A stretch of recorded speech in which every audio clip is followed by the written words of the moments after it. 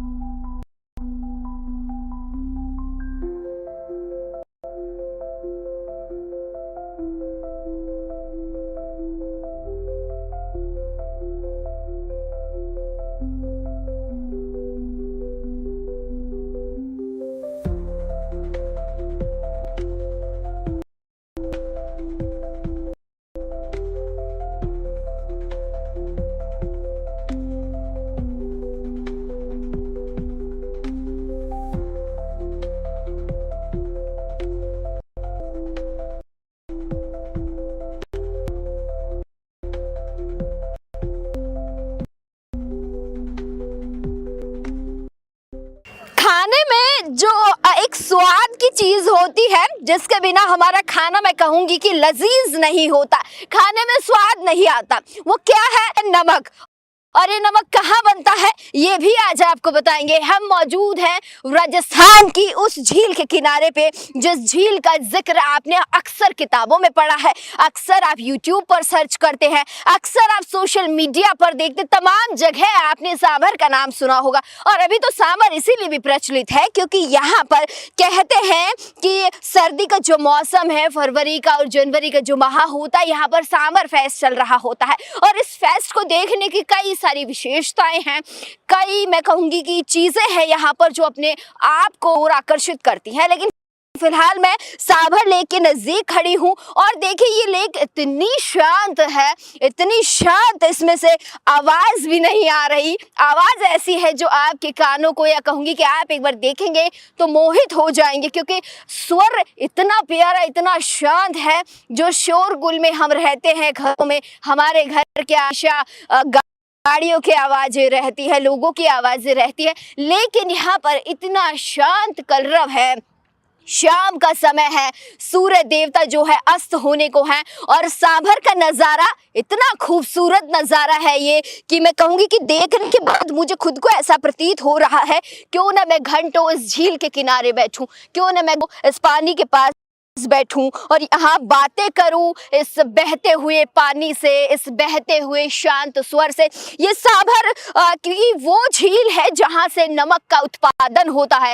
कहते हैं कि सबसे बड़ी झील है जहां नमक का उत्पादन होता है। ये एकमात्र ऐसी झील है जिसका जिक्र हम बचपन से सुनते आए हैं कि नमक की अगर सबसे बड़ी उत्पादक की कोई झील है जहां से नमक निकलता है, नमक बनता आया है, तो वो साभर लेक है। साभर का जिक्र आपने हमेशा अपने बड़े बुजुर्गों से सुना होगा, किताबों में पढ़ा होगा, लेकिन आज आप समाचार की टीम लेकर आई है उस शांत साभर को दिखाने के लिए।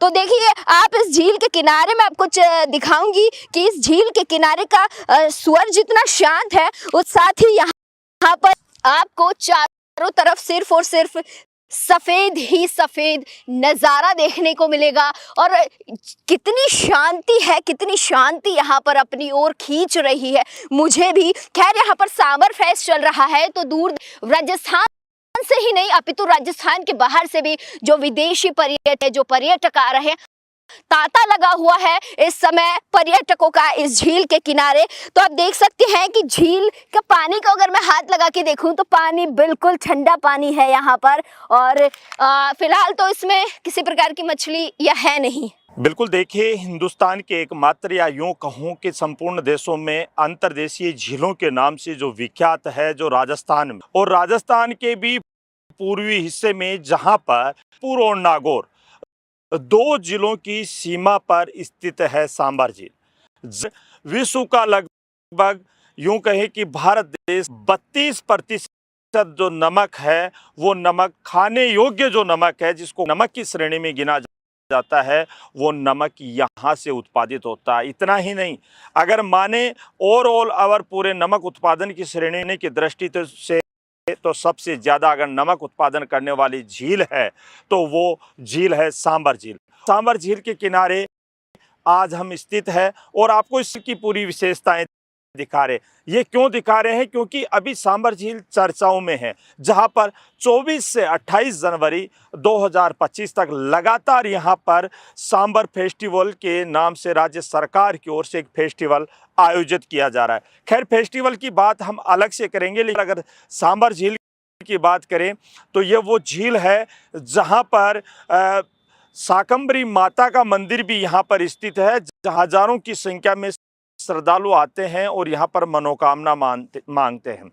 पहले के समय में कहा जाता है, अगर हम इतिहास की बात करें, कि जब राजा और महाराजाओं का समय राजस्थान में राजपूताना जो एक युग था, उस समय यही वो सांबर झील है जहाँ पर शाकंभरी माता का मंदिर है और कई राजा यहाँ पर आते थे और वो अपने देश और प्रदेश की खुशहाली की यहाँ पर कामना करते थे। लेकिन आज भी करीबन हजारों की संख्या में जो श्रद्धालु है यहाँ शाकंभरी माता के मंदिर में आते हैं। अब हम बात कर रहे हैं सांबर झील की, और सांबर झील में जिस प्रकार आप देख रहे हैं, मैं झील के उस मिडवे पर यहाँ पर मैं बीच में खड़ा हूँ और वहाँ से झील की जो क्यारियाँ बनी हुई है, जो कई सैकड़ों बीघाओं में क्यारियाँ हैं, और इसके साथ में आपको दिखाना चाहूँगा कि यहाँ से जो नमक बन के जाता है वो ट्रेन के माध्यम से एक प्लेटफॉर्म पर जाता है, वहाँ से ये अनेक राज्यों में जाता है। यहीं पर जो सांबर झील है, यहीं पर पास में कई ऐसे प्लांट्स भी हैं जो नमक की शुद्धि कर देते हैं।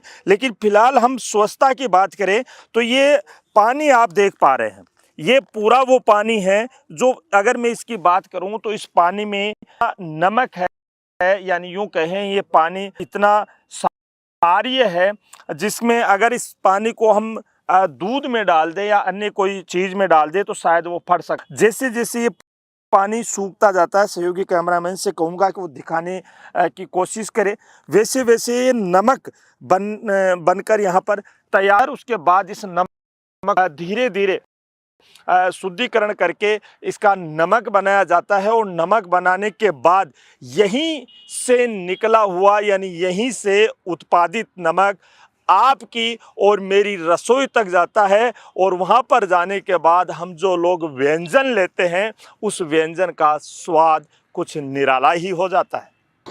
देखिए, सांबर फेस्टिवल का मैं जिक्र कर, राजस्थान में ये एक, मैं कहूँगी कि एक एकमात्र जगह है सांबर लेक जहाँ पर से सैलानी आते हैं। फिलहाल शाम का वक्त हो चुका है, रात हो रही है और मौसम में बहुत ही सुहाना है, बहुत खूबसूरत लायक मौसम है। और इस समय मैं कहूंगी कि एक पंडाल बना हुआ है जहां पर थोड़ी देर पहले भीड़ थी, इतने लोग थे, यहाँ पर अभी भी लोग हैं। हालांकि अंधेरा है तो थोड़ा सा दिखाई कम दे रहा होगा, लेकिन ये ऐसा एक वक्त है जब लोग अपने घरों से थोड़ी सी टेंशन को दूर करके घूमने निकले हैं, परिवार के साथ निकले। पीछे मैं आपको दिखाऊंगी कि आप मौसम को तो देखेंगे, शाम है, समय ये बहुत ही खूबसूरत सा नजारा देखने को मिलेगा। फिलहाल आपको थोड़ा सा अंधेरे की वजह से दे रहा होगा, लेकिन आपको थोड़ा नजारा और दिखाएंगे कि यहाँ की खूबसूरती वाकई में कैसी है, क्यों यहाँ पर सैलानी है, पर्यटक क्यों यहाँ आते, क्यों यहाँ से मोहित होते हैं, इसके पीछे की कहानी है वो आपको आगे दिखाते हैं।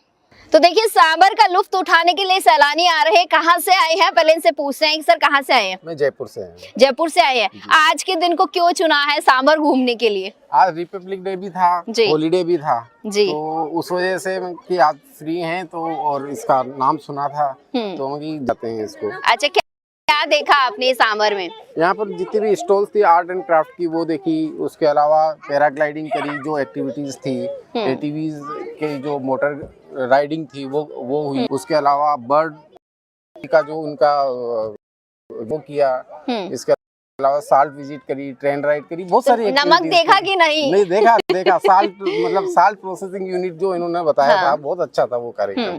वैसे सबको आना चाहिए, ये आना देखना चाहिए। अच्छा, सबसे बढ़िया चीज क्या लगी आपको? अगर सांबर के बारे में एक चीज पूछी जाएगी, आपको क्या अच्छा लगा यहाँ पर? यहाँ का हेरिटेज कहने लायक है यहाँ का। और यहाँ पर आप फ्लेमिंगो जो एक बर्ड है जो साइबेरिया से यहाँ इतनी दूर से आता है, उड़कर आता है। पूरे विंटर वेकेशन में यहीं रहता है, पूरे अंदर यहीं रहता है और शायद उनका ब्रीडिंग टाइम भी होता है। जी जी। तो वो देखने लायक चीज है यहाँ पर। हाँ। साल्ट लेक देखिए, बहुत अच्छी चीज है।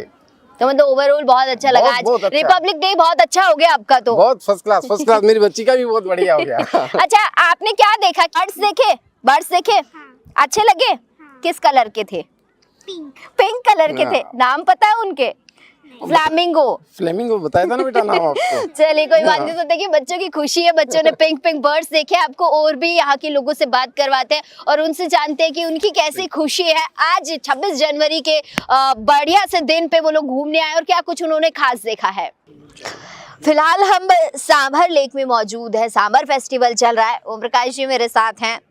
ओम जी, कहते हैं कि प्रकृति और प्रेम, सबसे पहला सवाल तो यही पूछूंगी, क्या परिभाषा है प्रकृति की और प्रेम की? दोनों ही अपने आप में बहुत खूबसूरत शब्द हैं। देखिए, राजस्थान में प्रकृति और प्रेम की दिव्या बात करें तो सांबर आते ही दोनों शब्दों की जो परिभाषा है वो कहीं ना कहीं प्रत्येक व्यक्ति के मन में ऑटोमेटिक ही आ जाती है। क्योंकि यहाँ का प्रेम भी ऐसा जैसे दो सगे भाइयों के बीच में प्रेम होता है। क्योंकि दो सगे भाइयों की बात इसलिए कह रहा हूं मैं, ये सांबर जो है ये जयपुर और नागौर जी, दोनों वो जिले जो कहीं ना कहीं, चाहे वो साहसी कार्यों की बात हो, चाहे हम नागौर की प्राचीन इतिहास की बात करें, चाहे हम नागौर के वर्तमान इतिहास की बात करें या जयपुर के इतिहास की बात करें, चाहे वो राजपूताना ही काल, उस समय जो प्रेम था, प्रेम अजर और अमर था। जब कभी भी नागौर की धरा पर कोई संकट आता था जी, तो कहीं ना कहीं जयपुर के राजा महाराजा हमेशा तैनात मिलते थे। और जयपुर की धरा पर जब कभी भी मराठों ने आक्रमण किया या अन्य किसी भारी आक्रांताओं ने आक्रमण किया तो कहीं ना कहीं नागौर के पुरुष हमेशा जयपुर की सरहद पर लड़ने के लिए वो तैयार थे। तो ये दोनों भाइयों का प्रेम और सांबर झील जो कहीं ना कहीं प्रकृति और प्रेम दोनों को ही आपस में मिलाकर रखती है। क्योंकि जिस जगह पर विदेशी पावने अभी यहाँ पर आ रहे हैं, विदेशी पावनों का मतलब आप समझ रहे होंगे, बिल्कुल फ्लैमिंगो बर्ड का जिक्र जो कर रहे साइबेरिया से सीधे यहाँ पर आते हैं और यहाँ पर जितना जो विंटर काल का समय होता है वो यहाँ पर रहते हैं और उनका जो प्रजनन होता है वो भी यहीं पर होता है। उसके बाद यहाँ से पुनः अपने देश की ओर पलायन कर जाते हैं। तो कहीं ना कहीं जो प्रकृति है, और प्रकृति देखिए प्रकृति किसी देवी से कम नहीं है। और सांबर की बात करें तो सांबर में जो सांबरी माता है उनके नाम से ये प्रसिद्ध तीर्थ क्षेत्र है। माँ देवयानी का यहाँ पर मंदिर है जो सबसे मंदिरों में प्रसिद्ध मंदिर है।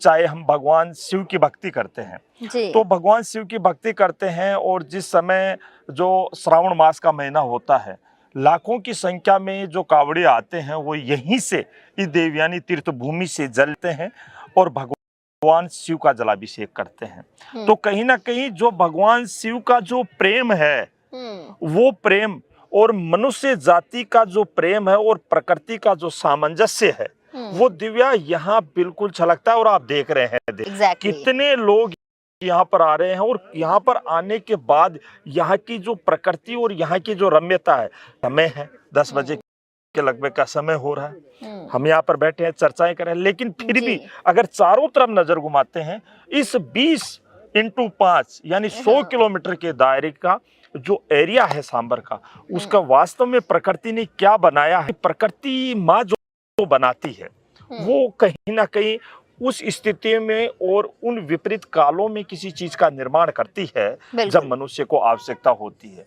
और आवश्यकता क्यों नहीं होगी, क्योंकि अगर सांबर नहीं होता तो शायद आज अपने को 10 रुपए और 20 रुपए में नमक नहीं मिल रहा होता। तो कहीं ना कहीं प्रकृति और प्रेम इन दोनों का ही सौहार्द यहाँ पर देखने को बिल्कुल, क्योंकि खाना खाते हैं हम तो अक्सर, मेरे साथ होता है कि मैं खाने में नमक बहुत कम डालती हूँ और सर हमेशा ये बात कहते हैं, मैडम आप जीती कैसे हैं, क्योंकि आप खाने में नमक नहीं डालते और बिना नमक के स्वाद नहीं होता है। तो हमेशा सर मुझे इस बात के लिए कहते हैं। तो देखिए, नमक एक ऐसी चीज है जो आपके जबान पे स्वाद को चढ़ा के रखती है। ओम जी क्या कहेंगे नमक उत्पादन के बारे में? देखिए, नमक उत्पादन के बारे में तो मैं यही कहूँगा कि देश भर में या विदेशों में भी सांबर झील कहीं ना कहीं पूरे भारत देश के लिए एक गौरवान्वित कर देने वाला एक झील है जहां से बिल्कुल शुद्ध रूप से नमक निकलता है। नमक निकलने की प्रक्रिया यहीं से प्रारंभ होती है, बनने की प्रक्रिया यहीं से प्रारंभ होती है। के बाद यहाँ से ट्रेनों के माध्यम से, आपने देखा कि जगह जो ट्रेनें हैं, पटरियां बनी हुई है,